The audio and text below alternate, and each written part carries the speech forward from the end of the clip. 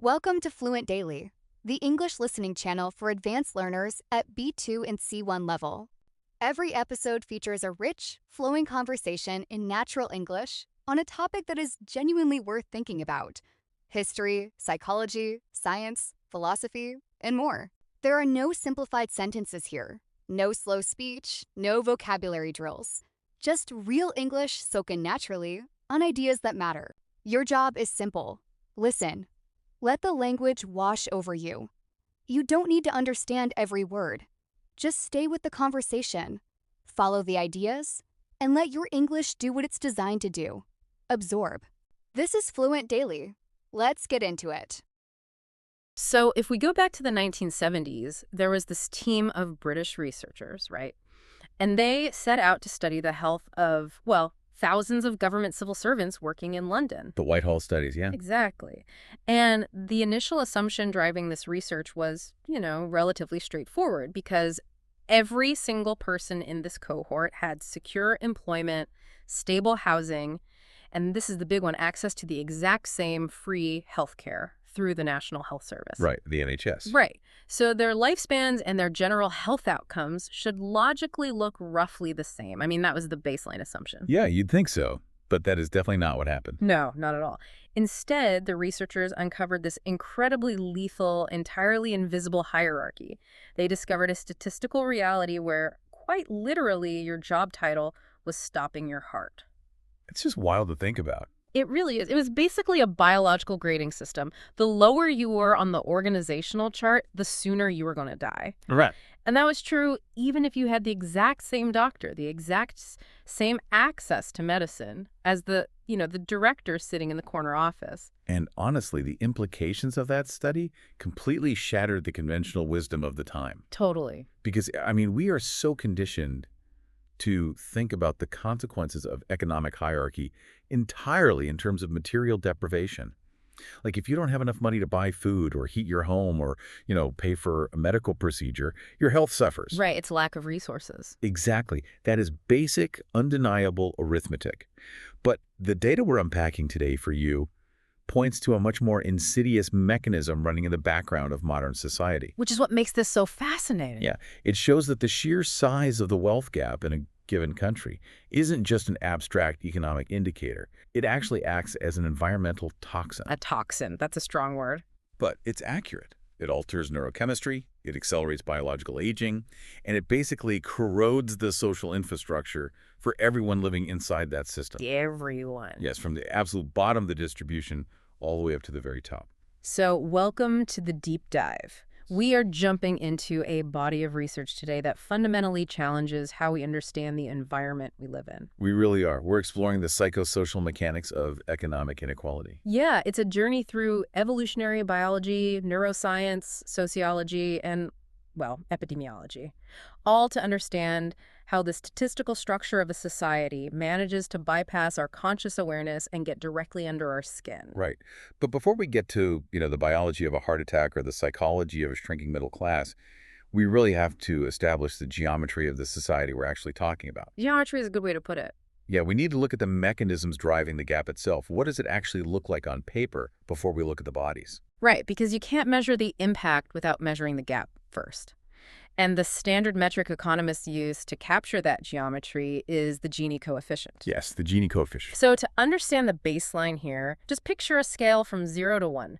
A society sitting at a mathematical 0 represents absolute perfect equality. Which doesn't exist, obviously. Right, it's theoretical. But at 0, every individual in that system has the exact same share of the national income. Now, a society at a 1 is the dystopian extreme. The absolute extreme. Yeah, a single individual captures 100% of the income, and the rest of the population survives on literally nothing. So the closer a country is to 1, the steeper the pyramid. Exactly. And when we look at the contemporary data for developed democracies, you see this massive divergence. Oh, it's huge. You have the Nordic bloc, so countries like Denmark, Norway, Sweden, and they're hovering down around the, 0.25 to 0.30 range. Right around there, yeah. So the hierarchy exists, but it's really compressed. But then you pan over to the United States and the United Kingdom, and the coefficient leaps up to around 0.38 or 0.41. And the trajectory for those Anglo-American economies over the last, 40 to 50 years has been a nearly uninterrupted climb upward. Yeah, it just keeps going up. And the inflection point for that upward climb is almost universally traced back to the late 1970s and early 1980s. Right, that era. Yeah. This is the era that introduced a massive paradigm shift in political economy. It's often categorized as the neoliberal turn. Which means what exactly in terms of policy? Well, you had the Reagan administration in the U.S. and the Thatcher government in the U.K., and they were initiating a massive restructuring of how the market interacts with the state. Right. And this wasn't just some mysterious atmospheric change, It was a series of highly specific policy levers being pulled. Okay, let's unpack that a bit. What levers? You saw the aggressive deregulation of the financial sector, for one, and the systematic dismantling of the post-war progressive tax consensus. Right, marginal tax rates plummeted. Exactly. Plus, there was a fundamental change in corporate governance that really started prioritizing shareholder value above all other stakeholder interests. Right, and the downstream effect of those policies on the actual labor market was, frankly, immediate and severe. Oh, absolutely. You had this phenomenon of wage compression kicking in at the bottom and the middle. If you look at the wages for a typical production or non-supervisory worker adjusted for inflation, they essentially flatlined starting in the late 70s. They just stopped growing. But the productivity of those workers, the actual economic value they were generating for their companies, kept climbing at a steady clip. Yeah, that gap between rising productivity and stagnant compensation is basically the mechanical engine of the rising Gini coefficient. Because all that extra money had to go somewhere. Exactly. The surplus value generated by that productivity didn't vanish. It was redirected upward. Compensation for executive suites and upper management just completely decoupled from the wages of the rank and file. But we also have to look beyond just paychecks, because the late 20th century introduced a massive technological shock to the system as well. The internet, computers, all of that. Right. The rise of digital technology and globalized supply chains created this heavily bifurcated labor market. So it's split in two. Basically, it placed an enormous premium on highly skilled knowledge workers. Software engineers, financial analysts, corporate lawyers. Well, at the same time. While simultaneously automating away or offshoring the mid-skilled clerical and manufacturing jobs that had, traditionally formed the bedrock of the middle class. And crucially, the workforce lost its primary mechanism for pushing back against that reallocation of wealth. The unions. Yeah. The 1980s marked the beginning of this precipitous decline in organized labor. As union density collapsed, the collective bargaining power required to actually demand a proportionate share of corporate profits evaporated. The leverage entirely shifted to capital. Which brings us to a major distinction our sources emphasize, particularly the work of Thomas Piketty in his book, Capital in the 21st Century. Oh, yeah. Piketty is essential here. Up until now, we've been talking about income, right? The money you bring home from your labor. But Piketty's data reveals that if you really want to understand the true depth of the hierarchy, you have to look at wealth. Yeah, income is just the surface. Piketty's contribution was synthesizing centuries of tax records to prove this fundamental historical dynamic about how capital operates over time. Centuries of records, that's a lot of data. It is.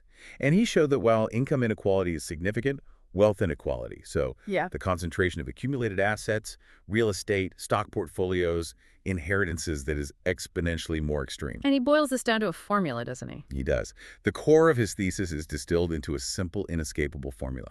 R is greater than G. Okay, R is greater than G. Yeah. The historical rate of return on capital, which is the R, consistently outpaces the overall rate of economic growth, the G. Okay, let's unpack this with an analogy, because I was thinking about how to visualize that mathematical dynamic, and it functions almost exactly like a game of Monopoly. Oh, I love a Monopoly analogy. Go ahead. Okay, so if we're playing a game, and we both start by just circling the board and collecting our $200 every time we pass go, we are relying on our income, right? Right, that's your wage. That income is tied to the general growth of the game's economy. But eventually, one of us buys a few properties and puts some hotels on them. Suddenly, that player is collecting rent. And rent changes everything. Completely. Their wealth has become an autonomous engine generating its own money. And very quickly, the rent they collect from those assets grows vastly faster than the meager salary the rest of the players get from passing go. Exactly. And unless the rules of the board are drastically changed by some external force, the gravity of the game just ensures that all the money naturally funnels to the person who already owns the assets. That is the perfect mechanical illustration of R is greater than G. In the real world, the salary from passing go is the growth of the overall economy and the wages of labor. The rent from the hotels is the return on capital. So without a massive intervention. Without a massive intervention, which historically has actually taken the form of catastrophic events like world wars physically destroying capital, or the implementation of really aggressive redistributive tax regimes, capital will always concentrate. It just pools at the top. Always. The asset-owning class pulls away from the wage-earning class at an accelerating rate. And that creates a society with vast disparities, not just in earning power, but in deep generational economic security. So if that economic security is pooling at the very top and vulnerability is compounding everywhere else, that financial reality has to bleed over into the physical reality of the population. Right. It doesn't just stay in a spreadsheet. Exactly. It's not just numbers in a brokerage account. It's the physical environment people are navigating every day. And that pulls us right back to those civil servants in London. The Whitehall studies. Right. We need to look closely at the social determinants of health, because something else is going on there. Yeah, and the medical consensus has actually undergone a radical evolution regarding this over the last few decades. How so? Well, for a long time, public health was viewed primarily through the lens of individual biology and medical intervention. You know, genetics, viruses, surgery. Stuff. Right. But the data now overwhelmingly demonstrates that the conditions in which people are born, live, work, and age are the primary drivers of morbidity and mortality. So the environment itself. Exactly. The social and economic environment dictates the health of a population far more aggressively than the availability of advanced medical technology. Okay, wait, I'm stuck here because I really want to drill down into the Whitehall studies again. Those were spearheaded by Sir Michael Marmot, right? Yes, Michael Marmot. We mentioned this in the opening, but we have to unpack the sheer biological impossibility of what they found. It really does seem impossible at first glance. It does. You have a cohort of British civil servants. The mailroom guy and the department director have the exact same doctor. They go to the exact same NHS clinics. Same access to care. And the researchers controlled for lifestyle. They knew who was smoking, who had high cholesterol, who was sedentary, all of that. They factored it all in. And yet, the data showed this perfect, inescapable slope, a continuous health gradient. Why does the guy sorting the mail develop cardiovascular disease and die a decade earlier than the guy writing the policy memos? It's the multi-million-dollar question. Right. If it isn't material poverty because they all have jobs, and it isn't lack of medicine, what is physically destroying his heart? The mechanism is psychological subordination manifesting as physiological damage. Wow. Okay, say that again. Psychological subordination manifesting as physiological damage. What Marmot and subsequent researchers isolated was the toxic nature of relative socioeconomic position. Relative position, not absolute wealth. Exactly. It wasn't about whether you had a roof over your head. It was about where you ranked within the hierarchy of your daily environment. Ah, I see. The lower your grade of employment, the less autonomy you had over your work, the more micromanaged your time was, and the lower your social status was within that highly stratified institution. So it's the psychological engine of status. Yes. Which brings us right into the core argument developed by Richard Wilkinson and Kate Pickett in their book, The Spirit Level. A really pivotal book for this topic. Definitely. They argue that economic inequality isn't just a spreadsheet problem. It is a profound biological stressor. It turns out the human brain is essentially a 247 social evaluation machine. We really are. We are a deeply hierarchical species, shaped by millions of years of evolutionary history where social cohesion and status literally dictated survival. Right. If you get kicked out of the tribe, you die. Exactly. So the cognitive architecture of the human brain is hardwired to constantly monitor our position relative to the people around us. It's automatic. Totally automatic. When we perceive ourselves to be lower in the social hierarchy, or when we feel evaluated and judged by others, it isn't just an abstract feeling of insecurity. It's physical. Very much so. It activates ancient neural circuits in the brain, specifically involving the amygdala, that are entirely enmeshed with our threat detection systems and pain processing centers. Here's where it gets really interesting to me. It's like a biological car alarm. That's a great way to put it. If you go back to a hunter-gatherer context, being at the bottom of the tribal hierarchy wasn't an ego issue, you know? It meant you ate last. It meant you were exposed to the elements. Or exiled entirely. Which was a death sentence. Yeah. So the brain evolved to treat a drop in social status as a literal life-or-death emergency. The alarm goes off, flooding the body with cortisol and adrenaline to prepare for a physical attack. Right, the classic fight-or-flight response. Right. The hypothalamic pituitary adrenal axis just kicks into overdrive. Preparing for trauma. Yeah. The body prepares for acute trauma. It spikes your blood pressure, it mobilizes glucose for quick energy, and it suppresses non-essential functions like the immune system and digestion. Which makes sense if a tiger is chasing you. Exactly. In an evolutionary context, that acute stress response is highly adaptive. It saves your life when you are running from a predator. The system is designed to deploy massive resources for a few minutes and then return to baseline. But the modern economic hierarchy doesn't chase you for 5 minutes and then go away. No, it does not. It is ambient. It is everywhere. You are commuting past luxury high-rises you will never afford to work a job where your bathroom breaks are timed by an algorithm, and then you go home and scroll through your social media feeds engineered to showcase these hyper-curated, unattainable lifestyles. It's inescapable. Right. The threat isn't a predator anymore. The threat is the inescapable reality of your own subordination. The car alarm never turns off. And the medical term for that constant alarm is allostatic load. Allostatic load. Right. It is the cumulative biological wear and tear that results from chronic overactivity of the stress response system. So your body just breaks down. Slowly, yes. When you are marinating in cortisol day after day, year after year, it begins to physically degrade the body. It drives systemic low-grade inflammation, which is the precursor to plaque building up in your arteries. Hence the heart attacks in the Whitehall study. Exactly. It also shortens the telomeres on your DNA, literally accelerating cellular aging. It disrupts glucose metabolism, leading to type 2 diabetes. That is terrifying. It is. That is the invisible mechanism. That is exactly how the mailroom worker's job title turns into a fatal myocardial infarction. And this is where Wilkinson and Pickett's data becomes genuinely alarming, I think, because they argue that as a society becomes more unequal, as that Gini coefficient climbs higher, this ambient status anxiety gets amplified for absolutely everyone. Everyone in the society, yes. Because the gaps between the rungs on the ladder become massive. It makes the social distances between people far more salient and intimidating. And they compiled extensive cross-national data demonstrating a highly robust correlation here. Societies with wider income gaps consistently suffer from much higher rates of social dysfunction. Across the board. Yeah, we're talking about higher prevalence of mental illness, greater rates of drug and alcohol addiction, higher levels of obesity, higher infant mortality, and drastically higher incarceration rates. And this is the detail that completely flips the script on how we usually view inequality. Because we usually think it only hurts the poor. Exactly. The assumption is always that these social ills are concentrated exclusively among the very poor at the bottom of the ladder.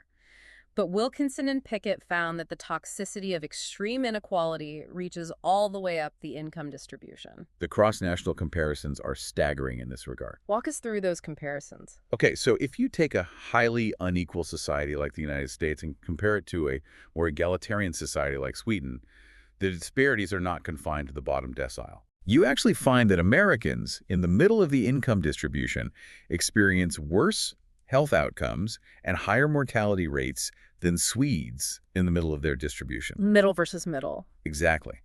But even more profoundly, Americans in the top income brackets often exhibit worse outcomes on certain health and social metrics than the wealthiest Swedes.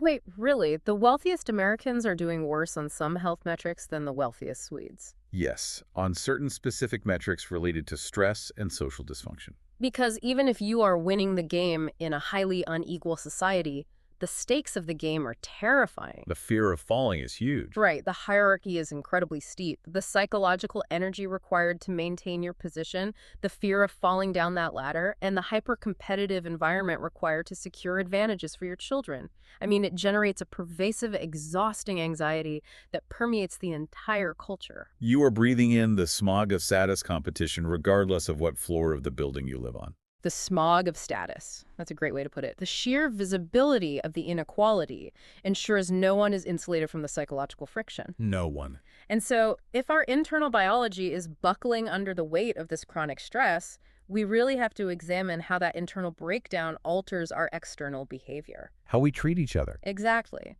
How does a population operating in a state of chronic low-grade threat detection interact with itself?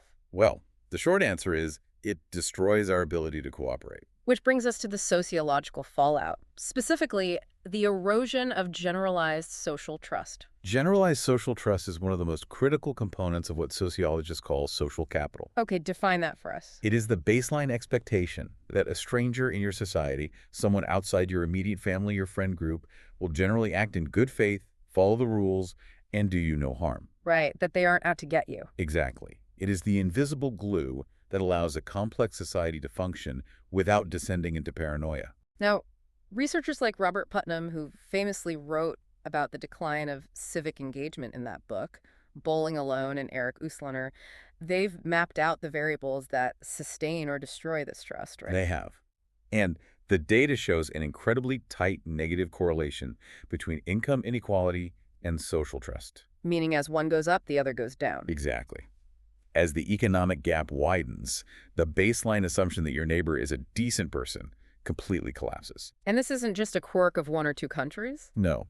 The correlation holds up across international comparisons, and crucially, it holds up across state-by-state comparisons within the U.S. itself. Oh, that's interesting. So comparing like New York to Utah. Precisely. States with higher inequality, like New York or Louisiana, exhibit significantly lower levels of social trust than more egalitarian states like New Hampshire or Utah. Wow. And statistical analysis demonstrates that this decline in trust is driven by the inequality itself, independent of other variables like baseline poverty rates or ethnic heterogeneity. The mechanics of this make complete intuitive sense when you zoom in on a human scale. Like, let's look at the empathy gulf. The empathy gulf is a great concept here. Just imagine an urban environment where you have a corporate CEO and a warehouse logistics worker. Now, geographically, they might exist on the exact same city block. They might cross paths every day. They might walk past each other on the sidewalk, sure, but the actual lived realities they occupy are effectively different planets. Their daily interface with the world has absolutely no overlap. None. Zero overlap. The CEO navigates a world of high autonomy, frictionless convenience.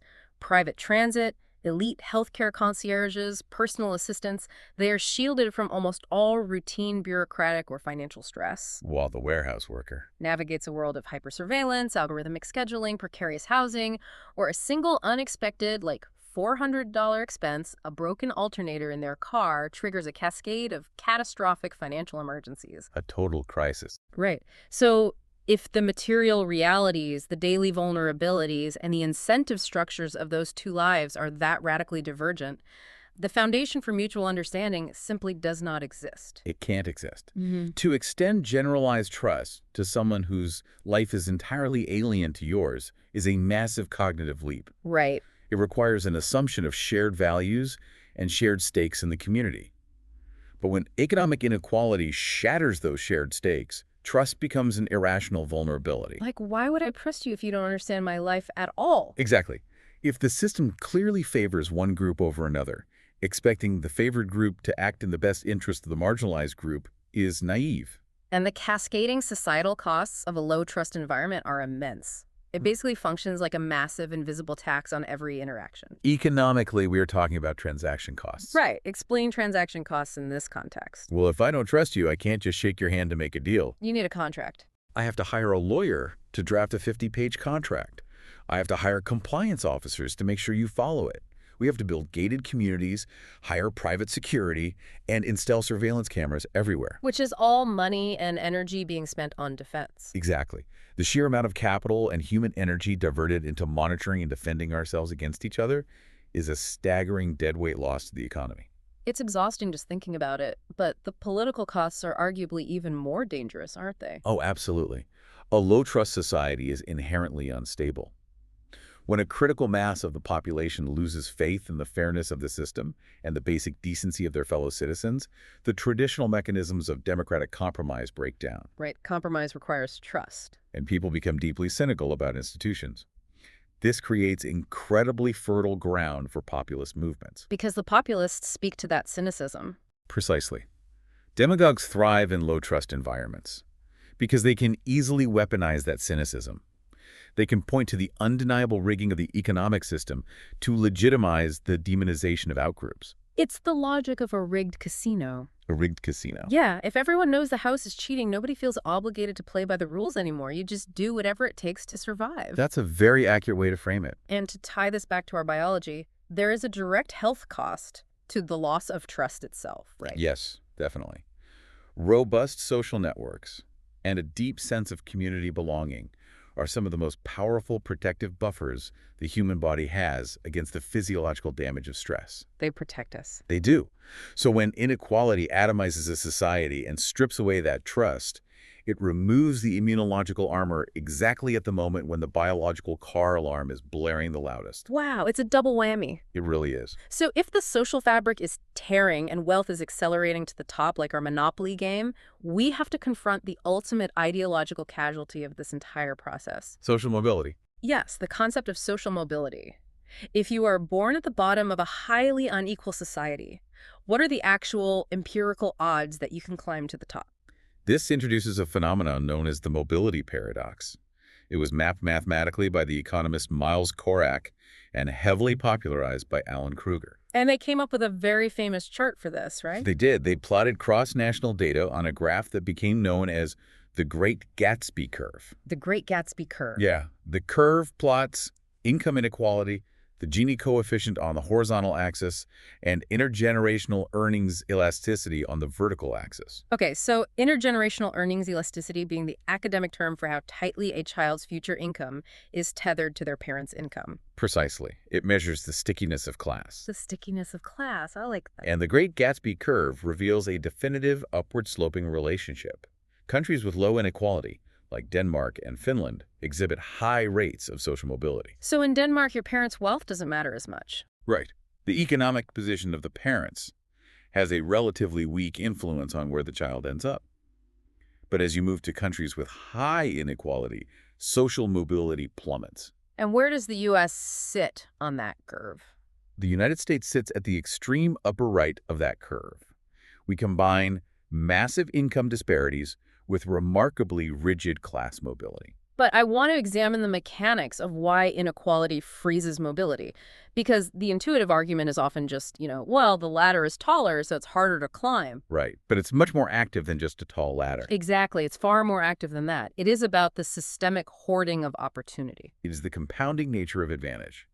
In a highly unequal society, the resources available to the top decile are so vast that they effectively construct a private infrastructure of success for their children. A private infrastructure of success, what does that look like in practice? Well, it begins with residential segregation.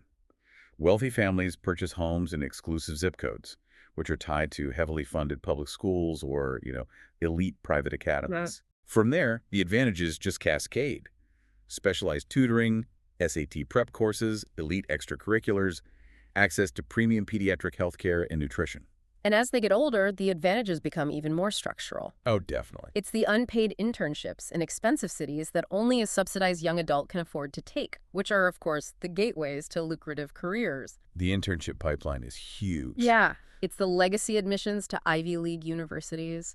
It's the vast networks of elite social capital, parents calling in favors to get their kids' interviews. And ultimately, it is the direct inheritance of financial capital, enabling them to buy a home or start a business without taking on crushing debt. Right. The down payment assistance from mom and dad. Exactly. The accumulation of those advantages creates what sociologists call a glass floor. A glass floor. Yeah, it essentially insulates the children of the wealthy from the consequences of their own failures. You can mess up, and you won't fall through the floor. Because your parents will catch you. Right.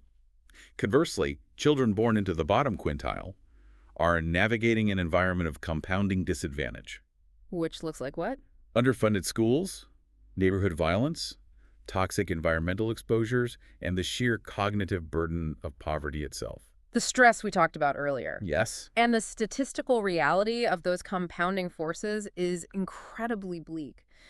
If we look at the data for the United States, a child born into the top 20% of the income distribution has roughly a 40% chance of staying in that top tier as an adult. Which is very high. Right, they're statistically tethered to the top. Yeah. But a child born into the bottom 20% has only about an 8% chance of navigating all of those systemic barriers to reach the top quintile. 40% versus 8%. Yeah.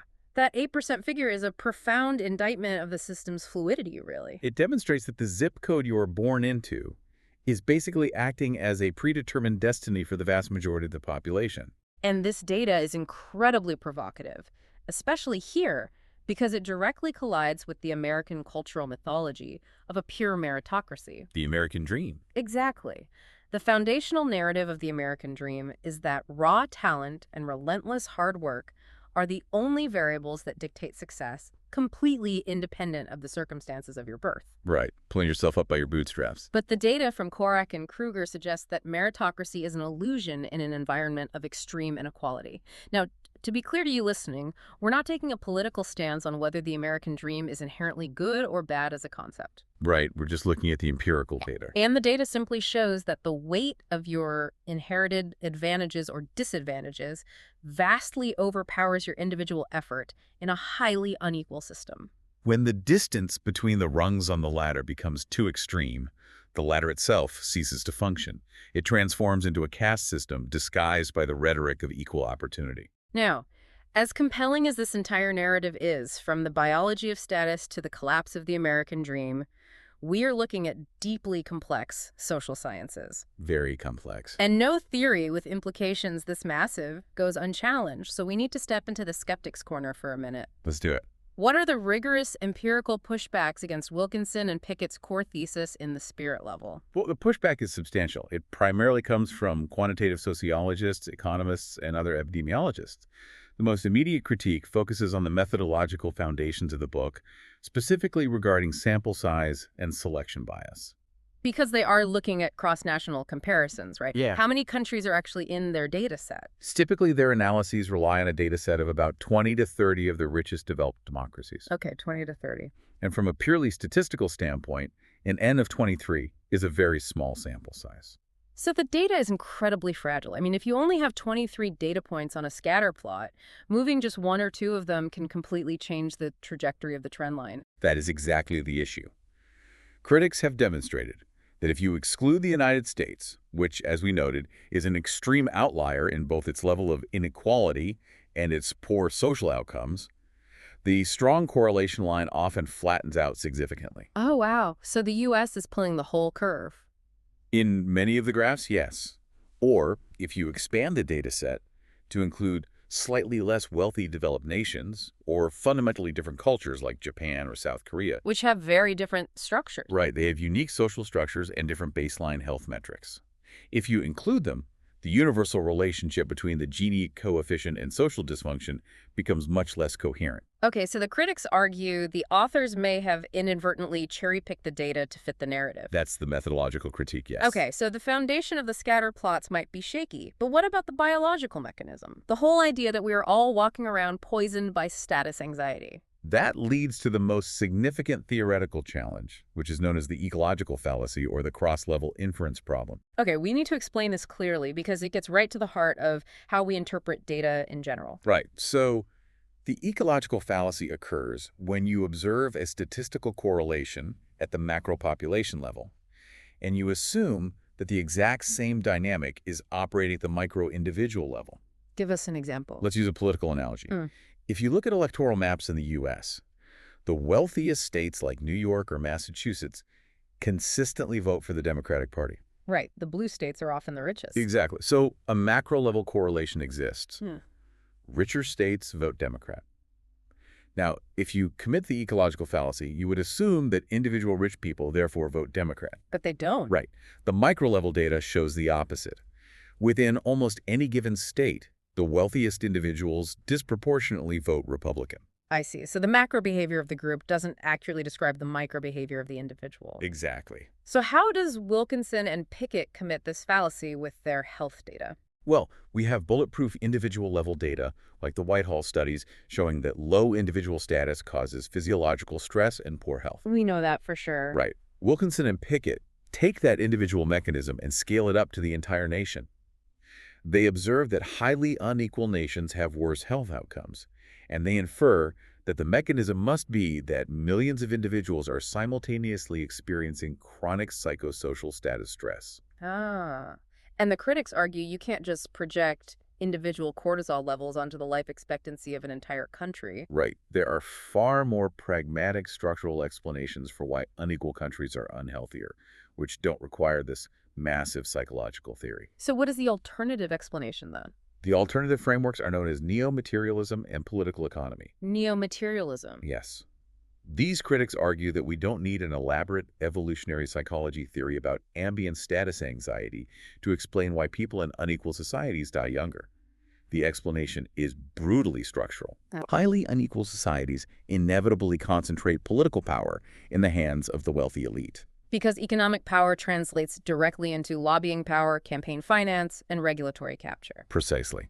And what do wealthy elites systematically vote for and lobby for? Lower taxes. Yes. They push for lower taxes on capital and severe reductions in public spending. They defund the exact public goods that sustain population health.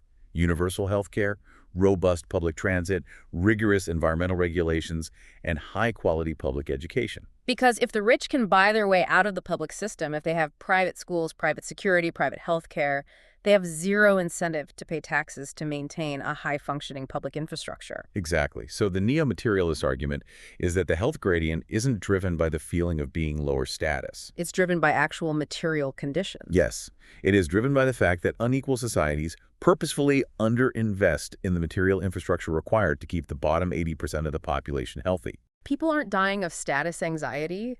They are dying because the air and water quality in their underfunded neighborhoods is toxic, their schools are crumbling, and they can't afford preventative medicine. That's the counter-argument, yes. So, synthesizing this intense debate, the empirical reality seems undeniable.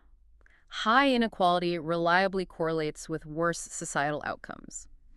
The friction point is the causal mechanism. Right. How do we explain the why? Is it a psychological poison created by the steepness of the hierarchy? Or is it a material poison created by the political hoarding of resources? The reality is almost certainly a complex interplay of both. Right. But the distinction is vital for policy. Because if the problem is purely the psychological burden of the hierarchy, the only solution is aggressive, blunt force wealth redistribution to flatten the Gini coefficient. To make everyone materially closer. Yes. But if the neo-materialists are right, you could drastically improve population health without completely equalizing incomes, simply by ring-fencing public goods. By ensuring universal, high-quality healthcare, education, and environmental protections, regardless of the underlying income distribution. Exactly. It's a very different policy prescription. Okay, so the complexity of the mechanism is mirrored by the complexity of how we actually talk about this in our daily lives. The language is so important. It is. The language we use to articulate our economic reality is deeply fraught, and our sources note some fascinating cultural differences here, particularly between the U.S. and the U.K. The cultural sociology of class language is incredibly revealing. Right. Let's talk about the U.S. first. If you look at the United States, there is a profound, almost pathological cultural resistance to acknowledging a rigid class structure. Nobody wants to admit they are working class, and nobody wants to admit they are upper class. Right. If you survey the American public, an overwhelming majority will self-identify as middle class. You have individuals making $35,000 a year and individuals making $250,000 a year, both clinging to the exact same label. There is that famous, albeit apocryphal, quote attributed to John Steinbeck, that socialism never took root in America because the poor see themselves not as an exploited proletariat, but as temporarily embarrassed millionaires. It's a great quote, even if you didn't exactly say it. Right. Acknowledging that you are working class feels like an admission of permanent defeat in a culture obsessed with meritocracy. And identifying as upper class violates the egalitarian myth of the American ethos. So everyone just crams themselves into the ideological safety of the middle. But the UK is different. Very different. Contrast that with a historical British context, where the vocabulary of class, working class, middle class, upper class has traditionally been explicit and acknowledged. It's just out in the open. It was. And it wasn't just about income. It was deeply tied to accent, education, geography, and lineage. But that's changing, isn't it? It is. Our sources note that the British system is currently undergoing a massive transformation. The old industrial markers of the working class are fading as the manufacturing sector has vanished, replaced by a service-oriented economy that blurs those traditional lines. But the vocabulary hasn't disappeared. It has evolved.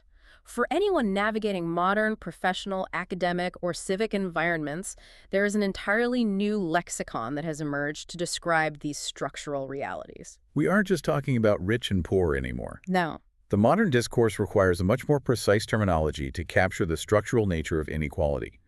Terms like income inequality, the wealth gap, and social mobility are just the baseline now. Right. But we have moved into language that describes systemic power dynamics. Like socioeconomic status. Exactly. Socioeconomic status, or SES, structural disadvantage, Yep. privilege, and intersectionality. Intersectionality being the understanding that economic class overlaps and interacts with race, gender, and geography to create unique modes of discrimination or advantage. Precisely. And there is one term that perfectly encapsulates the specific anxiety of the modern post-industrial economy. The precariat. The precariat. It's a brilliant sociological concept, blending precarious and proletariat. It sounds stressful just saying it. It is. It describes a rapidly expanding class of people who, despite perhaps being highly educated or fully employed, lack any semblance of predictability or economic security. So who are we talking about here? This is the gig economy worker, the adjunct professor on a semester-to-semester contract, the zero-hour retail worker. Right. They might not be living in absolute poverty today, but they are chronically one missed paycheck away from disaster, stripped of the occupational identity and benefits that define the 20th century working class. Man, we have covered a staggering amount of territory today. We really have. We started by mapping the geometry of inequality with the Gini coefficient, watching the Monopoly board tilt under the weight of Piketty's R is greater than a G, and those massive neoliberal shifts of the 1980s. The policy levers. Right. Then we descended into the biological reality of the Whitehall studies, exploring how the brain's ancient threat detection systems misinterpret modern organizational charts. Flooding our bodies with cortisol. Flooding us with cortisol and literally shortening our lives through ambient status anxiety. And we examined how that chronic stress, when it faces outward, destroys generalized social trust. Creating empathy gulfs that isolate us and make our political systems vulnerable to populist decay. We confronted the Great Gatsby curve, analyzing the mechanics of opportunity hoarding that have effectively shattered the meritocratic promise of social mobility. And we engaged with the rigorous skepticism required of any deep dive, unpacking the ecological fallacy and the debate between psychological stress and structural underinvestment. Before finally decoding the evolving language we use to talk about our place in this complex hierarchy. It is an invisible architecture that dictates the parameters of our lives. It really is. And I want to leave you with a final provocation to mull over as you step back into your daily routine. Lay it on us. We've spent an hour detailing how the sheer, unavoidable visibility of status differences acts as a trigger for our ancient biological alarms. The evolutionary mismatch is profound. We are evaluating our survival based on hyper-curated metrics of modern success. Which our brains process as life or death. Exactly. So tomorrow, as you walk into your office or navigate your neighborhood or scroll through the endless feeds on your phone, I want you to observe the environment through this new lens. Pay attention to it. Yes. Ask yourself, how many invisible gradients are actively operating around you?